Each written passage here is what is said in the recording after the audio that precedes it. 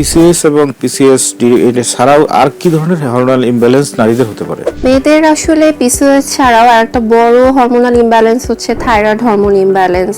Thyroid hormone ইমব্যালেন্সের কারণে মেটাবলিজমটা অনেক স্লো হয়ে যায়। জি।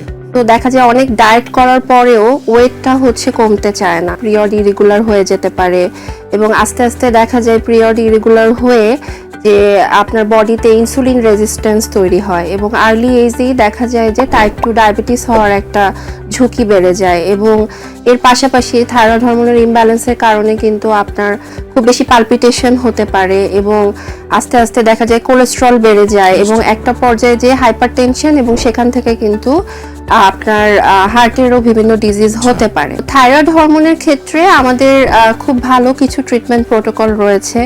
স্পেসিফিকভাবে যদি বলি, আমাদের বায়োহরমোন মডুলেটর নামে একটি ডিভাইস রয়েছে। এটার কাজটাই হচ্ছে যে পিটুইটারি গ্ল্যান্ডকে স্টিমুলেশনের মাধ্যমে ভিতর থেকে আপনার হরমোনাল সিক্রেশনটাকে কারেকশন করে। এর পাশাপাশি আমাদের থাইরয়েড গ্ল্যান্ড স্পেসিফিক কিন্তু সেল থেরাপিও আমরা চাইলে পেশেন্টকে দিতে পারি, যেটা ভিতর থেকে থাইরয়েড গ্ল্যান্ডকে আপনার স্টিমুলেশনের মাধ্যমে রিজেনারেশন করে ডেড সেলগুলোকে রিপ্লেস করে ওখান থেকে কিন্তু সিক্রেশনটাকে স্বাভাবিক করে।